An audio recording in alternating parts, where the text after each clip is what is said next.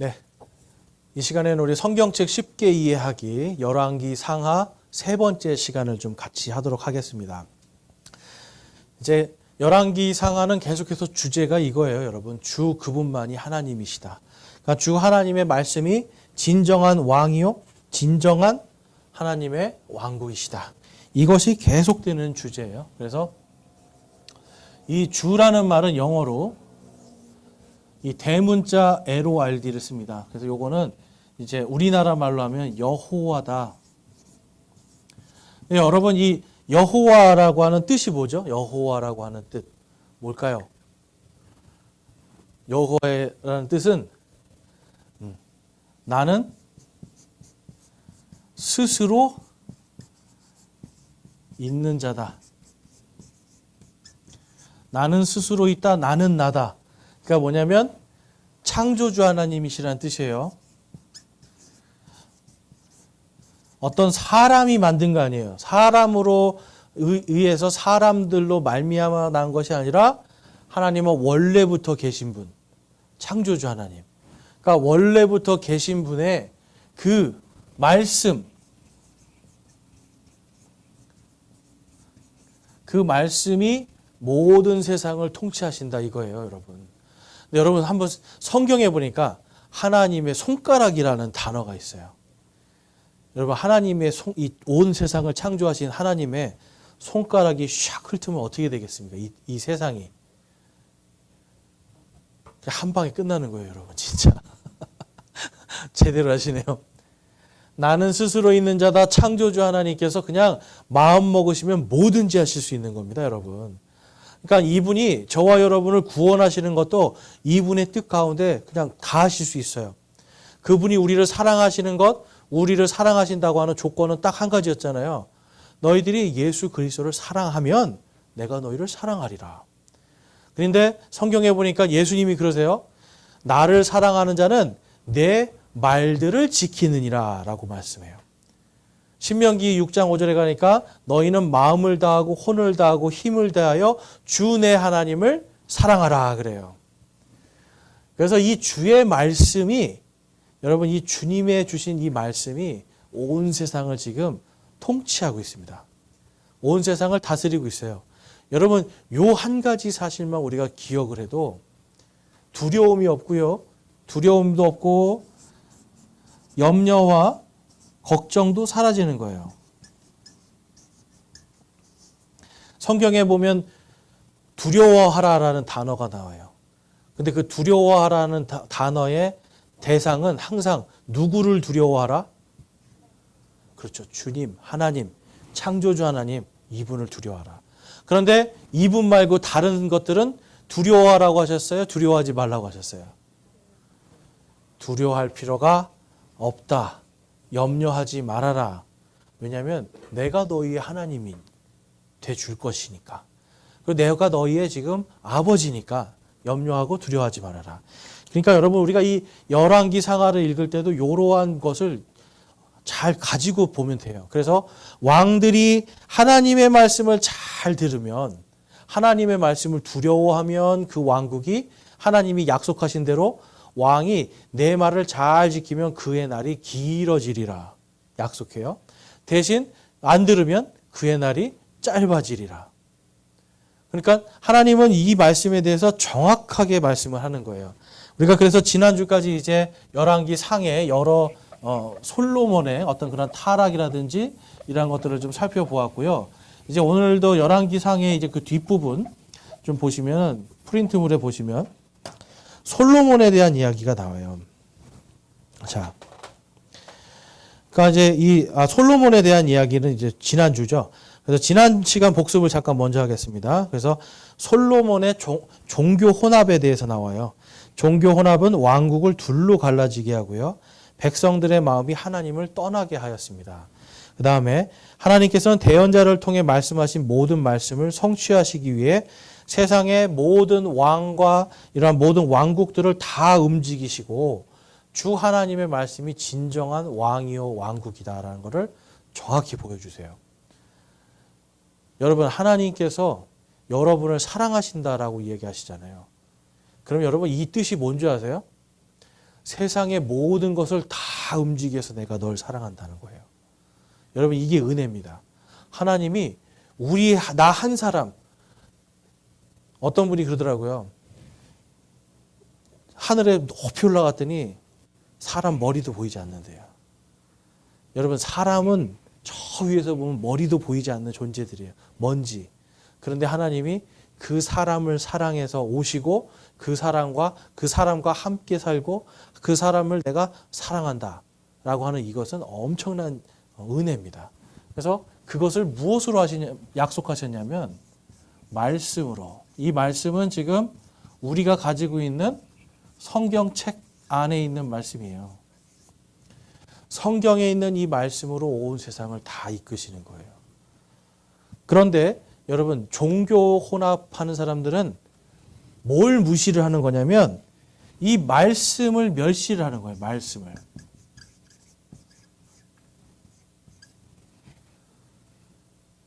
여러분, 오늘날도 똑같습니다. 그리스도인들이 우리 삶이 하나님의 말씀을 멸시하면 여기서 솔로몬의 그 왕국을 갈라놓으신 것처럼 그의 아들 때에 갈라놓았죠. 갈라지게 돼 있어요. 특히 믿는 자들이 하나님의 말씀을 소홀히 하면 하나님께서 3대나 4대까지 저주를 주겠다고 약속을 하세요. 여러분, 그 약속 하나님이 지키실까요? 안 지키실까요? 지키세요. 그래서 믿는 자들은 정말 잘 살아야 돼요. 그런데 히브리서 말씀에 보니까 그렇게 하나님의 말씀을 멸시하는 자들을 하나님께서 반드시 그러한 사람들을 징계하시겠다라고 그래요. 징계가 없으면 아들이 아니라고 그래요. 징계가 없으면. 그러니까 여기서 이스라엘 백성들을 하나님께서 왕들이 하나님의 말씀을 지금 다른 것과 혼합해서 멸시했을 때 징계를 내린다는 건 무슨 뜻일까요, 여러분? 한마디로 보면 또 징계가 없으면 아들이 아니다. 징계를 한다는 것은 그들이 내 백성이다. 내 아들이다. 이 아들은 무슨 뜻이냐면 관계를 맺었다는 뜻이에요. 나랑 관계가 있는 자들은 벌 주신다는 거예요. 그럼 여러분, 세상에서 살아가는데 우리 가끔씩 그런 거 보잖아요. 악한 자들은 잘 사는데 왜 하나님 믿는 사람들이 이렇게 맨날 이렇게 힘들까요?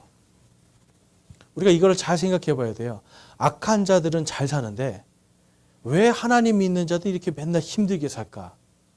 맨날 이렇게 어렵게 살까? 악한 자들은 하나님과 뭐가 없는 거예요? 관계가 없는 자들이에요. 그러니까 하나님은 그들이 뭘 어떻게 하든 상관없어요. 그냥 그렇게 하다 자기들끼리 서로 사기치고 자기들끼리 뺏고 뭐 하고 요즘에 무슨 아무튼 여러 가지 드라마에 보면 막 복수하잖아요. 그렇죠? 복수가 복수를 낳고 계속 이러잖아요. 악한 자들에 대해서 하나님이 그거 굳이 징계하실 필요가 없어요. 그런데 하나님의 자녀들은 말이 달라지는 거예요. 내 아들들은, 내 자녀들은 내가 어떻게든지 살리리라. 물론 최후의 구원은 해주시죠. 구원해 주시지만 이 땅을 살아가면서 하나님의 영광이 되기 위해서는 하나님께서 반드시 징계하셔서 어디로 돌아가게 하냐면 다시 성경으로 돌아가게 합니다. 여러분, 요게 바로 뭐냐면 부흥이에요. 부흥. 그리고 요것을 우리가 개혁이라고 그럽니다. 개혁.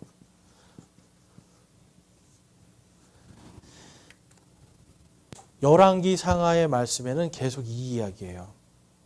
하나님을 경외하였더니, 하나님을 두려워하였더니 부흥해요.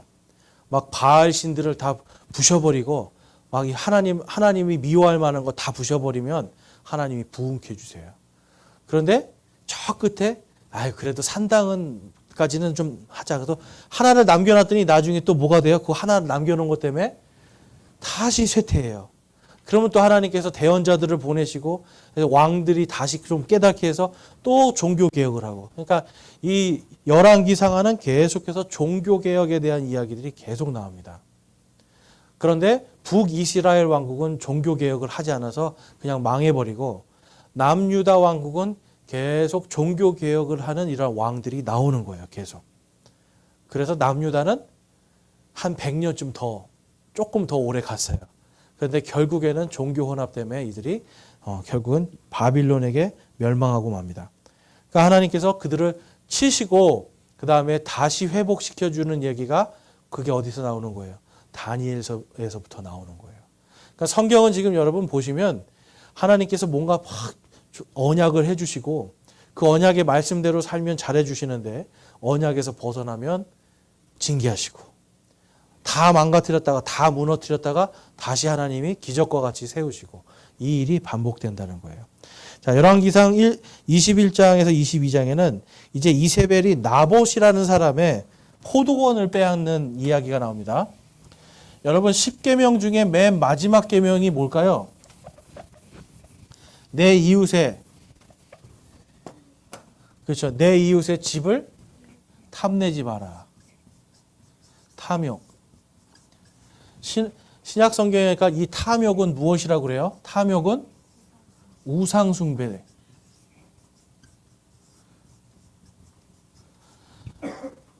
하나님께서 아합이랑 이세벨이라는 이 두 아합이 왕이고요. 이세벨이 여왕이에요. 북쪽 왕국의 북이스라엘 왕국의 왕과 왕비였는데 이들이 완전히 하나님 이 백성들을 다 우상 숭배로 몰아갔어요. 그래도 하나님이 그때까지는 참고 계세요. 계속해서 이 엘리야를 통해서 막 하나님께서 경고를 주시거든요. 그렇지만 직접적으로 하나님께서 진짜 칠 때는 언제였냐면 이들이 나봇이라고 하는 무지한 사람을 거짓 이제 벨리알의 아들이다라고 해서 거기 보면 마귀의 자식들 같은 사람들을 세워서 불황당들을 세워서 거짓 증언하게 해요. 내 이웃에게 거짓 증언하지 말라고 하셨잖아요. 거짓 증언하게 하고 그들의 포도원을 싹 뺏어버립니다. 그랬더니 이제 거기서 하나님이 거기서부터 이제 심판하시는 거예요. 그 전까지는 여러분 우리가 아셔야 되는 게 하나님이 이 백성들을 위해서 좀 하나님이 참아주시는 부분이 있는 거예요. 내 백성들이니까 내가 살리기 위해서. 그런데 이제는 그 끝에 가서 억울한 사람에게 거짓 증언으로 그 사람의 포도원을 뺏었을 때 하나님이 그들을 징계하는 걸 볼 수가 있어요. 그래서 이제 이세벨은 개들이 먹게 될 것이고 아합은 개들이 피를 핥게 될 것이다. 이제 이 말씀을 하나님께서 엘리야를 통해서 딱 선포를 하세요. 여러분 당시에 근데 우리가 아셔야 되는 게 아합이 굉장히 힘이 센 왕이었어요. 그러니까 누구도 이 아합이라는 사람이 뭔가 죽어가지고 개가 그 사람의 피를 핥거나 특별히 또 이세벨은요 쉽게 말해서 요즘 말로 하면 무당이에요. 무당. 바알신 섬기는 무당이에요. 이 여자가. 그러니까 굉장히 강력하게 악한 영을 부리는 사람이란 말이에요. 그러니까 누구도 이 이세벨을 완전히 여왕처럼 그러니까 여신으로 섬길 정도였는데 죽는다라는 거 상상도 못한 거예요. 그런데 하나님께서 이 시리아를 통해서 공격을 해서 이들을 죽게 하십니다. 그런데 거기에 보면 이제 나중에 보겠지만 하나님이 정확히 어디에서 죽을 것까지 다 얘기해 주셨거든요. 정말 거기에서 죽어요. 그러니까 하나님의 말씀은 그냥 정확하게 여기서 죽을 것이다 하면 그렇게 되고요. 개들이 그 피를 핥을 것이다 했더니 그대로 되더라는 거죠. 하나님이 이거를 왜 보여주시냐면 제발 돌아오라는 거예요. 여러분 점쟁이들이 보통 사람들 점칠 때 몇 개나 맞출까요? 여러분 점쟁이들이 몇 개나 맞출까요? 과거 몇 개나 맞출까요? 보통 하나나 두 개를 맞춰요. 근데 여러분 그거 아세요? 근데 용하다는 사람이 하나나 두 개 맞춰요. 그런데 나중에 보면 이 점 보러 간 사람들은 내 거 다 맞췄대요. 왜 이런 말이 나온지 아세요? 하나 두 개 맞췄더니 자기가 너무 흥분해서 자기가 다 말해버려요. 점쟁이가 맞추는 게 아니에요. 자기가 다 말해요. 자기가 술술술술. 그러니까 그거 듣고 점쟁이는 그냥 말해주면 되는 거예요. 이렇게. 그리고 돌아서서는 야, 다 맞추네. 그러고 나서는 그 점쟁이 말 확 들어버리잖아요, 여러분. 요 앞에도 보세요. 여기 다 점집이에요. 이 뒤에도 그렇고. 여러분 점집이 왜 흥하는 거예요? 한두 개 맞히는데 사람들이 자기 입으로 막 해서 용하다 해서 돼요. 근데 하나님의 말씀은 이미 수십 년, 수백 년, 앞으로 수천 년 뒤에까지 다 미리 말씀하시는 거예요. 그것을 우리가 뭐라고 그래요? 언약이라고 하는 거예요. 언약. 말씀으로 약속하신 것. 그런데 그 언약이 온 세상을 지배하는 하나님의 말씀이고 이것이 결국은 왕국을 이루고 하나님의 왕국을 이루고 이것이 바로 경륜으로 성취가 되는 겁니다. 그러니까 여러분 이 열왕기상을 우리가 읽으면 이러한 것들을 우리가 알 수 있는 거예요. 자, 그런데 이제 열왕기상의 22장에 가보면 이제 이런 말씀이 있어요. 주의 이름으로 대언하는 대언자를 막 찾으러 다녀요. 당시에 아합하고 이세벨은요 수많은 대언자들을 가지고 있었어요. 예언자들, 점치는 영을 가지고 있는 자들이죠. 근데 이들에게 막 물어봤는데 시리아를 이길 거니까 올라가십시오 막 그랬는데 갑자기 이 이스라엘의 왕, 그러니까 남유다의 왕이죠. 남유다의 왕인 이제 여호사밧이 이래요. 도대체 여기는 주의 이름으로 대언하는 자가 왜 없느냐 이래요. 주의 이름으로. 여러분 오늘날 교회들마다 수많은 예언가들이 있습니다. 그런데 이 사람들이 여러분 주의 이름으로 대언을 하지 않는 사람들이 많이 있어요.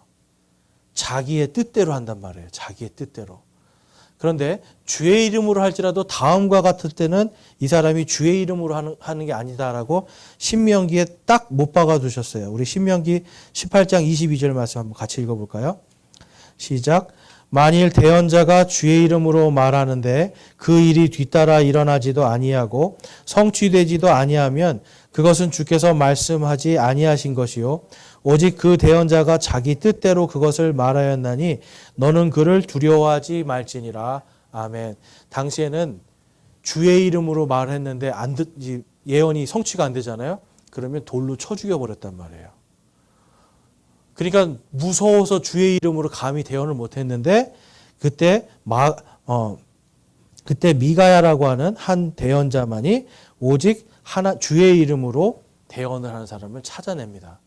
여러분 이제 우리가 아셔야 되는 게 오늘날에도 교회 안에 자칭 예언한다는 사람들이 많이 있어요. 하나님의 음성을 지금 막 들었다고. 하나님이 이렇게 하라고 하십니다. 그래서 좌로 가시오 우로 가시오. 심지어는 여러분 정말 기독교인들인데 가가지고 몇 월 며칠 날 이사 가려고 그러는데 이사 가도 될까요 안 될까요? 이것도 물어봐요 여러분. 여러분 이런 게 기독교인에게 우리에게 필요합니까? 필요하지 않습니까? 우리는 이런 게 필요 없는 사람들이에요. 왜 그렇습니까? 우리 안에 누가 계시기 때문에? 성령님이. 여러분 이 주 하나님 여호와께서 우리 안에 계세요. 그런데 무슨 날이 중요해요? 여러분 아무리 손 없는 날 뭐 거기 간다고 해도 다 잘 돼요? 그거 아니잖아요. 그리스도인들은 여러분 어떤 분은 예전에 제가 기독교인인데 이사를 딱 해주려는데 비가 내리더라고요. 그랬더니 그분이 대때 아이고 비 오는 날 이사하니까 부자가 되려나 막 이런 생각을 하는 거예요. 눈 오는 날 이사하면 또 잘 된다고 그러더라고요. 근데 여러분 이런 게 다 뭐예요? 이게 다 미신이고 종교 혼합이에요. 종교 혼합을 하는 왕국 쪼개져 버리잖아요. 하나님께서 그거에 대해서 절대로 복을 안 주시는 거예요. 그런데 우리는 자꾸만 다른 종교를 가지고 하나님의 말씀은 멸시해버리고 자꾸만 다른 어떤 손 없는 날 무슨 재수가 좋네 없네 이런 거 막 따지고 있단 말이에요. 그러니까 여러분 우리는 이제 그런 거하고 전혀 상관없는 사람들인데 왜 상관이 없냐면 바로 이 하나님의 말씀이 우리 안에 있기 때문에 성령님을 통해 우리가 하나님의 말씀 안으로 들어가 있기 때문에 전혀 그런 게 필요 없는 겁니다. 그래서 우리가 하나님의 말씀을 읽고 하나님의 말씀을 그대로 다른 사람한테 전해주는 것. 이게 요즘은 이게 대언이에요. 그러니까 우리 아이가 예전에는 뭐 그런 것도 했더라고요. 고대에다가 넣을까요? 연대에다 넣을까요? 서울대에다 넣을까요? 대학교 가야 되는데 이거 입학원서 어디에 넣어야 되는 것도 용한 권사 장로 찾아갔단 말이에요. 그리고 무슨 유명한 기도원 찾아가고. 여러분 우리 그리스도인들은 이런 게 필요가 없는 겁니다. 그리고 성경에 보면 열왕기 보면 계속 그러나 산당을 없애지는 아니하였더라 그래요. 산당 뭐예요 여러분? 산당이 뭘까요? 요즘으로 말하면 성황당 같은 거예요. 산에다가 여러분 무당들이 당집 만들어 가지고 하는 거 보셨어요? 시골에 가면 그런 거 많이 있잖아요.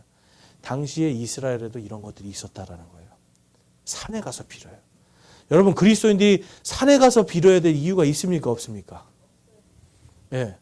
우리는 산에 들어갈 필요가 없어요. 그냥 집에서 하나님 하고 부르면 하나님이 그래 내 아들아 내 딸아 바로 하시는데 뭐하러 우리가 산에 가요, 여러분. 그러니까 사실은 여러분 우리가 지금 이제 우리 대한민국에만 제일 많이 있는 것 중에 하나가 뭐냐면 기도원입니다. 기도원 사실은 필요 없는 거예요. 그리고 우리는 예수님도 한적한 곳에 가서 조용히 기도하셨잖아요. 그런데 우리나라는 아직도 기도원이 이렇게 많아요. 왜 그럴까요, 여러분? 왜 기도원이 이렇게 많을까요? 믿는 사람들이 너무 많아서요? 그럴 수도 있지만요. 이게 우리나라에 있는 이 무속신앙과 연결이 되는 거예요. 뭔가 산에 가서 조용하게 내 마음을 정화시켜서 하는 이런 거를 원한다는 거예요, 사람들이. 철야기도 같은 것도 마찬가지고. 우리나라의 아주 독특한 문화입니다. 그런데 이러한 것들이 쉽게 말해서 카톨릭 교회에서는 수천 년 전부터 내려왔거든요. 수도원이라는 걸 통해서. 그러니까 그러한 것들이 계속해서 이교도들과 접목이 되면서 아직까지 남아 있어요. 그러니까 사실 우리 그리스도인들은 이제 그러한 이교도들의 그러한 문화를 없애고 오직 하나님과 정말 긴밀하게 오늘 내 집에서 내가 설거지하는 중에도 아니면 내가 운전하는 중에도 언제 어디서나 하나님과 우리가 그 아들로서 관계할 수 있기 때문에 그러한 것들을 굳이 막 찾아갈 필요는 없다라는 거예요. 오히려 그냥 차라리 좋은 데 여행 가셔서 바다 보면서 기도하셔도 돼요. 그런데 이스라엘 사람들은 당시에 이러한 것들이 들어가 있는 거예요. 바알 신당에 가서 바알을 보면서 하나님이라고 하고 아세라라고 하는 그 작은 숲들을 집에 만들어요. 집에다 만들어서 거기서 막 기도하고 꼭 거기 가서 기도해야 되는 거예요, 여러분. 여러분, 이런 게 종교입니다. 어디를 꼭 가서 기도해야 되고 교회도 어디를 갔더니 거기는 기도가 많이 쌓인 곳이래요. 그런 얘기 들어보셨어요? 우리 교회는 기도가 많이 쌓인 곳이래요. 그러니까 매일 기도 하니까 여기는 뭐라는 거예요? 여기가 용한 곳이다라는 거예요. 그런 건 없다라는 거예요. 왜냐하면 우리 안에 성령님이 계신데 어디 가나 그 어디나 찬양은 그 어디나 하늘나라 찬양하잖아요. 그런데 꼭 어떤 지역 어떤 곳 이거를 정해서 가는 그리고 거기 가야만 기도할 수 있고 거기 가면 뭔가 기도빨이 받고 여러분 이런 생각은 전부 다 이것이 이스라엘 사람들이 당시에 지었던 산당과 같은 겁니다. 그러니까 당시 하나님이 그것을 가장 가증하게 여겼다라는 걸 알 수가 있어요. 그래서 이제 열왕기 이제 상에서 그래서 유명한 얘기가 엘리야의 이야기잖아요. 엘리야가 바알에 450명, 그 다음에 아세라 작은 숲에 400명의 대언자들과 거기서 결투를 벌여버려요. 그러니까 이러한 것들을 하나님께서 보여주시면서 다 필요 없다. 나만 믿으면 된다라는 걸 정확히 보여주세요. 자, 열왕기 하로 이제 넘어가면 1장에서 10장까지 가보면 이제 엘리야와 엘리사에 대한 이야기가 있는데요. 이 엘리야는요, 이제 제가 이게 요걸 말씀드리자면 엘리야는 신약 성경에도 그 이름이 나올까요? 나오지 않을까요? 여러분. 엘리야는 신약 성경에도 자주 등장하고요. 마태복음 17장에 가니까 예수님이 엘리야하고 모세하고 거기서 딱 앉아서 이야기하시는 내용이 나와요. 굉장히 중요한 인물이라는 겁니다. 그래서 엘리야는 불을 다스리는 능력을 갖고 있어요. 그래서 그 아세라와 그러한 바알의 대언자들을 불로 쳐서 해서 이긴 것뿐만 아니라 여기서 보니까 이제 아하시아라고 하는 왕이 있는데요. 이 사람이 창에서 떨어져 가지고 병에 걸려 버렸어요. 그래서 엘리야에게 사람들을 보냅니다.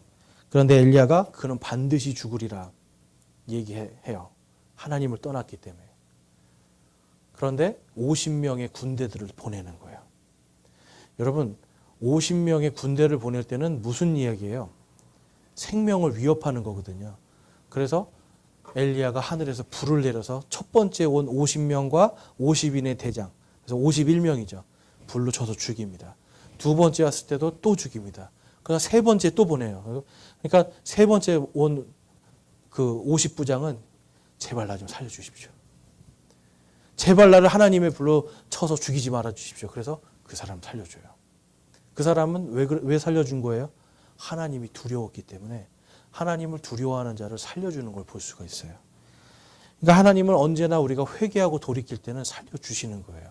그런데 그 앞에 온 자들은 어떻게든지 엘리야를 잡아가려고 했기 때문에 하나님이 불로 쳐 죽이십니다. 그다음에 이제 엘리야의 외모를 보면 열왕기하 1장 8절에 보면 털이 많고 허리에 가죽띠를 두르고 있었다 그래요. 그래서 이제 어떤 사람들은 이렇게 생각해요. 털이 막 많은 복슬복슬하니까 아무래도 옷을 다 벗고 살지 않았을까.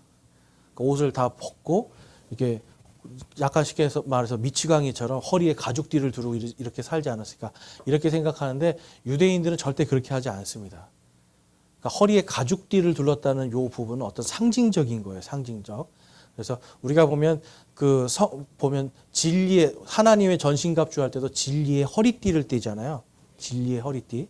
그러니까 이러한 어떤 대언자라고 하는 하나의 상징적인 것이고, 그다음에 몸에 털이 많았다라는 것을 이제 강조하는데, 이 다음부터는 어떤 일들이 있냐면 뭔가 하나님의 특별한 대언자는 털이 많아야 되는 것처럼 이게 하나의 사인을 이 사람들이 이렇게 보는 거예요.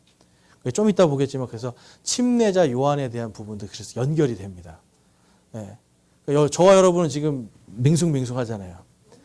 우리는 그러니까 한국 사람들은 털이 별로 없는데 아시겠지만 중동이나 저쪽 서양으로 가면 정말 이 털이 복슬복슬하거든요. 네.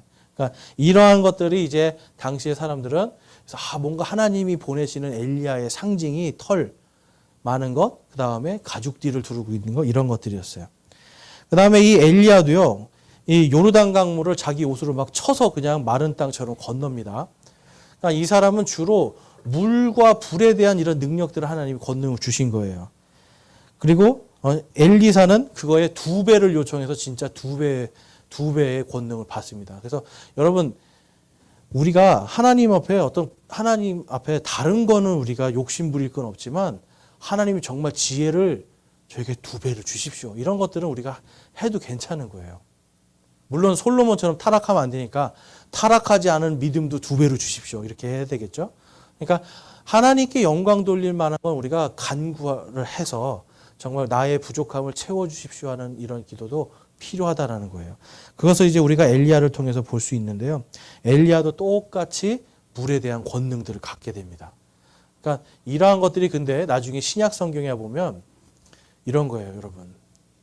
예수님이 물 위를 걸어가시잖아요. 근데 이 물 위를 예수님이 왜 걸으셨을까요?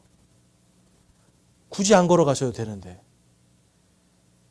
이게 뭐냐면 전부 다 이 당시에 엘리야나 엘리사 이런 사람들을 통해서 유대인들은 생각하는 거예요. 그리스도가 오면, 우리의 메시아가 오면, 성령의 기름 부음을 받은 사람이 오면 물 위도 걷고, 물 위를 요르단 강물을 쳐서 건넜지만 사람들이 멀리서 볼 때는 물 위를 걷는 것처럼 보인단 말이에요. 그 다음에 안진뱅이들이 일어나고 귀머거리들이 귀가 열리고 눈먼 자들이 눈이 열리고 막 이런 표적을 구했단 말이에요. 그러니까 예수님이 그때는 이스라엘 백성들에게 내가 바로 그 메시아다. 그걸 보여주기 위해서 표적으로 다 보여주시는 거예요. 그래서 엘리야나 엘리사의 이런 것들도 다 그대로 이게 그리스도의 표적들입니다. 예수님도 죽은 나사로를 살리셨잖아요. 그렇죠? 보니까 엘리야도 그렇고 엘리사도 그렇고 죽은 자들을 소생시켜요. 성경에 봤더니 소생이라는 단어를 써요. 소생. 여러분, 부활과 소생의 다른 점은 뭘까요? 부활과 소생. 그렇죠. 그렇게 생각할 수 있는데 달라요. 성경에서는. 소생은 죽었다가 살리는 건데 다시 또 죽습니다. 그렇죠. 그러니까 엘리야하고 엘리사가 살려놓은 아이들이 커가지고 결국 또 죽어서 무덤 속으로 들어갔잖아요. 근데 부활은 죽었다 살아나서 영원히 죽지 않는 몸을 가지는 게 부활이에요. 예. 그러니까 부활과 소생의 차이를 좀 아시겠죠? 소생은 살려놨지만 다시 죽는 것. 부활은 완전히 영원히 사는 것. 요 차이가 있는 거예요. 네. 영원히 사는 것. 그래서 엘리야가 이제 이 열왕기하 1장에서 굉장히 중요한 게 뭐냐면 엘리야가 갑자기 하늘에서 불말과 불병거들이 확 내려오면서 갑자기 엘리야가 죽지 않았는데 회오리 바람을 타고 하늘로 올라가 버리거든요. 이게 바로 성도들이 부활하여서 나중에 예수님이 오실 때 주께서 호령과 천사장의 음성과 하나님의 나팔 소리와 함께 오실 때 그때 성도들이 모두가 공중으로 채어 올라가 공중에서 주를 만나리라 하신 이 말씀에 대한 표적이에요. 그러니까 오늘날 유대인들은요, 여러분 사실 뭘 기다리는 줄 아세요? 유대인들은 항상 부활하면 공중에 채어 올라가는 겁니다. 여러분들, 우리는 대한민국에 있는 기독교인들은 예전에 이단들 때문에 휴거 그러면 막 좀 이상하게 생각해요. 그런데 성경에 보면 반드시 부활하면 어디로 가냐면 다 하늘로 올라가요. 엘리야가 그거에 대한 표적입니다. 표적. 그런데 만약에 오늘날 내일 예수님이 오세요. 만약에 그러면 부활한 자들은 다 어디로 가야 돼요? 공중으로 올라가야 돼요. 그런데 유대인들이 봤더니 예수님을 믿는 사람만 다 공중으로 올라갔어요. 그러면 이제 이 사람들이 그때 가서 뭘 깨닫는 거예요? 와, 예수가 진짜 그리스도였구나. 여러분, 그래서 우리 성도들이 지금 부활해서 공중으로 채 올라가는 이게 마지막 때 유대인들은 그때 그거를 보고 깨닫고 아이고 이제라도 예수를 믿고 내가 살아야 되겠구나 하는 거예요, 여러분. 그러니까 하나님이 우리를 괜히 부활시켜서 공중으로 올리는 게 아니죠. 유대인들 마지막에 그 표적 보고 살으라는 거예요. 그런데 성경에 봤더니 마지막에 그들이 예수님을 믿는다고 써 있습니까? 적그리스도, 예수님을 대적하는 자를 믿는다고 써 있습니까? 적그리스도를 믿어요. 성경에 봤더니 그가 속임수로 기적과 이적들을 행해요. 속임수로 엄청난 말들을 하고. 그러니까 적그리스도도 유대인들을 속이려면 기적과 이런 걸 해야 되는데 요즘 우리 전 세계에 여러분 이 마술을 보면 진짜 엄청난 마술이에요, 여러분. 그런데 재미있는 사실이 있어요. 막 공간을 막 돌아다니고 막 이런 마술을 하거든요. 그런데 이 사람들이 보는 책이 있는데 그게 뭐냐면 마법책이에요, 여러분. 마법책. 마법책이라는 건 여러분 그 앞에 마자가 무슨 마자입니까? 마귀할 때 그 마자예요. 그러니까 요즘에 여러분 진짜 막 아주 그냥 컴퓨터 기술이 뛰어나서 신기한 마술이 엄청 많아요, 진짜. 근데 그 모든 것들이 이러한 마법책들을 보면서 익혀가는 거예요, 여러분. 그러니까 성경에 마술하지 말라고 써 있는 이유를 아시겠죠? 성경에서 마술하지 말아라. 그리고 예수님을 믿었을 때 그 사도행전에 보니까 마법사들이 그 책을 다 태워버려요. 다. 이제 우리는 이거 안 한다고. 그러니까 예수님을 믿는 순간 마귀는 사라지는 거거든요. 그래서 이제 오늘날도 지금 이 이스라엘 사람들은 사실은 부활과 휴거를 기다리고 있는 거예요. 근데 그들은 예수님을 믿지 않기 때문에 그 일이 일어나지 않고, 우리들은 예수 그리스도를 믿기 때문에 그 일이 일어나는데 엘리야가 그것에 대한 표적입니다, 여러분. 그래서 엘리야가 신약 성경에서도 그것의 표적이다, 이제 이렇게 말씀을 하고 있어요. 그 다음에 이제 열왕기하 6장에 가보면 열왕기상 20장 42절에 있는 예언이 성취가 돼요. 자, 한번 끔찍한 얘기지만 제가 한번 읽어보겠습니다. 열왕기하 6장 29절. 이에 우리가 내 아들을 삶아 먹었나이다. 그녀가 자기 아들을 숨겼나이다 하니라. 하나님께서 벤 하닷을 죽이기로 하셨는데 아합이 교만하여서 그를 살려줘요. 그 결과는 끔찍한 거였습니다. 하나님을 두려워하지 않았기 때문에 이 사마리아에 있는 수많은 사람들이 자기 자녀들을 삶아 먹는 일이 생겨버려요. 몇 년 동안 사마리아를 딱 포위하니까 먹을 물도 없죠. 먹을 음식도 없죠. 그러니까 이들이 자기 자녀들까지 먹는. 그러니까 여러분, 하나님을 두려워하지 않으면 그 끝이 반드시 가서 안 좋은 것들이 생긴다. 그러니까 오늘 힘들어도 하나님 말씀을 따르는 게 훨씬 낫다. 그걸 보여주시는 거예요. 그래서 그 뒤에도 보면 이제 시리아 왕에 대한 이런 예언도 다 맞고요. 하나님께서 말씀하신 거는 다 맞습니다. 모든 거 예언이 다 성취가 돼요. 그 뒷장으로 가보실게요. 그 다음에 이 열왕기하 11장에서 12장에 가보면 아달랴라고 하는 여인이 나와요. 누구냐면 이세벨의 딸입니다. 이세벨의 딸. 그래서 이 이세벨의 딸이요, 하나님을 믿게 하는 것이 아니라 백성들이 다 하나님을 떠나게 만들어요. 그래서 우리가 이것을 이세벨의 영이라고 표현을 해줘요. 이세벨은 죽었지만 이 아달랴가 자기 어머니와 똑같이 우상숭배의 영을 가지고 들어오니까 이스라엘 백성들이 여러분 전부 다 타락해 버려요. 예수님께서 그 말씀하시죠. 적은 성경 말씀에 적은 덩어리 누룩이 하나 들어가서 온 덩어리를 뜨게 한다. 교회가 여러분 이러한 하나님의 말씀이라든지 이런 종교 혼합이라든지 이러한 것들에서 우리가 볼 때 올바른가 성경적인가 성경적이지 않는가를 잘 분별하지 않으면 결국은 어떻게 되는 거예요? 어떤 걸 갖고 들어오는 거예요, 여러분? 이세벨의 영을 가지고 들어오는 겁니다. 그래서 이러한 부분들이 이제 우리가 신약 성경에서도 좀 볼 수 있는데요. 자, 한번 그 3페이지 한번 볼게요. 3페이지 3번에 보면 이세벨과 바빌론의 음행과 신약 성경, 이제 거기 보면 마지막 때의 표적은 교회와 이스라엘의 종교 혼합과 영적 간음, 배교다라고 제가 말씀을 드렸어요. 그래서 이사야서 21장 9절 말씀 우리 한번 같이 한번 읽어보겠습니다. 시작.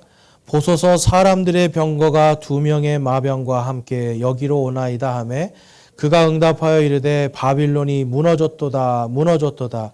그녀의 신들을 새긴 형상들을 그분께서 다 부수어 땅에 던지셨도다 하더라. 아멘. 이 말씀이 그대로 요한계시록 14장에 가면 또 나옵니다. 맨 밑에 한번 요한계시록 14장에도 보면 또 다른 천사가 뒤따르며 이르되 저 큰 도시 바빌론이 무너졌도다 무너졌도다.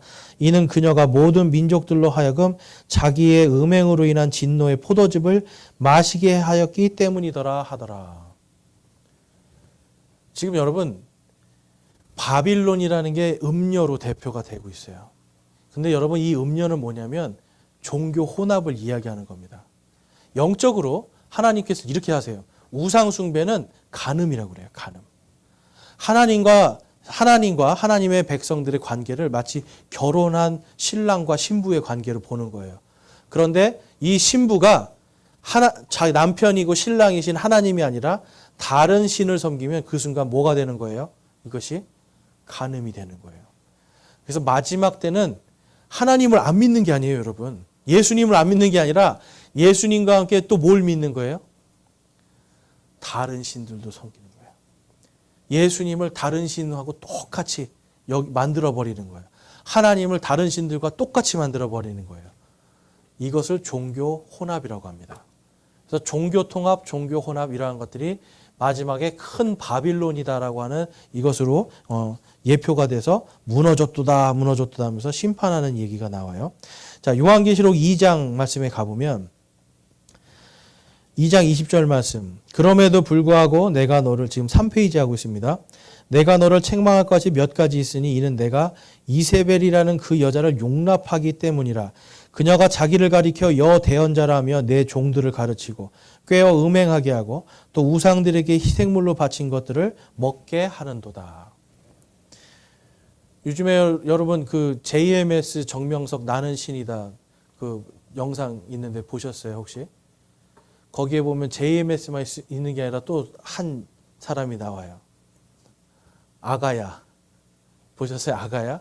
그 여자분인데 하얀색 드레스 입고 딱 가면 신도들이 아가야 하면서 막 거기 울면서 막 그 여자를 막 하나님이라고 하잖아요. 근데 여러분 지금 이 시대에 지금 여기 저 언덕 하나만 넘어가도 하나님의 교회 안상홍 증인의 어머니 하나님 하죠. 어머니 하나님. 그 여자 보고 지금 여대언자라고 하면서 그리스도다. 이 여대언자라는 뜻은 뭐냐면 여자 그리스도다라는 뜻이에요. 그 다음에 전능하신 하나님 교회라는 것도 생겼어요. 중국에서 온 건데 이것도 마찬가지로 여자 그리스도를 믿는 거예요. 그리고 여러분 지금은 통일교도 이제는 통일교의 그 창시자가 누구죠? 문선명 아내를 지금 신으로 섬기고 있어요. 여신으로. 그러니까 지금 신천지도 그렇고 또 JMS도 지금 뭐 그 제2인자가 여자잖아요, 여러분. 여자인데 그리스도가 되거든요. 마지막 때 있을 표적들이에요, 여러분. 지금 여러분 이 당시에 지금 이 요한계시록 2장에도 그러한 일이 똑같이 있었던 거예요. 그런데 디모데전서나 후서에 가보거나 디도서에 가보면 여자가 교회에서 질서상 성경을 가르쳐도 된다고 했습니까? 가르치면 안 된다고 써 있습니까? 안 된다고 써 있어요. 왜 그럴까요, 여러분? 하나님은 앞서 보시잖아요, 다. 이러한 일들이 일어날 걸 아시는 거예요. 마지막 때의 영적 질서들이 이런 식으로 다 무너진다는 거예요. 뭔가 여자 그리스도, 여자 대언자들이 막 나타나서 여자들이 나와서 막 예언을 하고 이러한 일들을 통해서 너희들을 미혹시킬 것이다. 이거를 말씀해 주고 있어요. 그것을 성경에서는 지금 이세벨이다라고 하고 있어요. 종교 혼합의 영, 그것을 우리가 이세벨이라고 하고 있습니다. 그래서 이 열왕기 상하를 통해서 우리가 아셔야 되는 게 여러분, 하나님은요, 말씀에 있어서 지금 이 시대가 그러니까 우리는 그냥 요것만 받아들이자 이건 아니라는 거예요. 하나님의 말씀이 그렇다면 그런 겁니다, 여러분. 우리 한번 따라해 보겠습니다. 하나님의 말씀이 그렇다면 그런 겁니다. 여러분 이걸 믿으세요? 이 시대와 맞지 않는 말씀은 하나도 없어요. 그렇기 때문에 우리가 어떻게 요즘 같은 시대에 왜 어떻게 여자가 목사가 안 되게 하고 이런 거는 틀렸어 이렇게 한다면 반드시 여러분 그 끝은 지금 열왕기 상하에 나오는 그 마지막에 안 좋은 끝들이 나타난다. 그것을 지금 우리는 요한계시록에도 기록되어 있는 걸 볼 수 있습니다. 그래서 제가 이걸 남녀 차별을 하겠다는 게 아니라요. 하나님의 말씀이 그렇다면 우리는 그냥 그렇다라고 믿고 가면 된다라는 거예요. 그래서 저와 여러분이 이제 이 열왕기 상하를 통해서 이제 거기 오늘 안 다룬 부분들이 있습니다. 예를 들어서 뭐 침례자 요한에 대한 이런 예언들 이런 것들이 있는데 이런 거는 이제 이번 주일날 엘리야를 배우면서 할 겁니다. 그러니까 그건 여러분들이 잘 참고해 주시고 하나님의 말씀이 그렇다면 그런 것입니다. 이거를 꼭 기억하시고 주의 말씀이 곧 나의 왕이요 나의 왕국입니다라고 하는 이 고백이 여러분 안에 충만하게 있기를 소망합니다. 그래서 언제나 하나님의 말씀이 나의 왕, 나의 주인이 되시는 그러한 삶을 사시기를 주님의 이름으로 축원합니다. 기도하시겠습니다. 하나님 아버지, 오늘 하나님의 말씀을 통해서 정말 그 말씀들이 하나하나가 다 성취가 되고 이루어지는 것을 하나님 보았습니다. 이 시간 저희들이 언제나 우리의 믿음 가운데 하나님의 말씀이 그렇다면 그런 것입니다 라고 하는 이 믿음으로 살게 하여 주시옵소서. 세상과 타협하고 세상의 문화 속에 동화되거나 함께하는 것이 아니라 하나님의 말씀을 거룩하게 하기 위하여 저희들이 더욱더 철저하게 믿음으로 지키며 이러한 것들을 앞으로도 다음 세대에게 지켜나가는 그러한 믿음의 공동체 되게 하여 주시옵소서. 주님께서 함께해 주심에 감사드립니다. 우리 주 예수 그리스도의 이름으로 기도드렸사옵나이다. 아멘.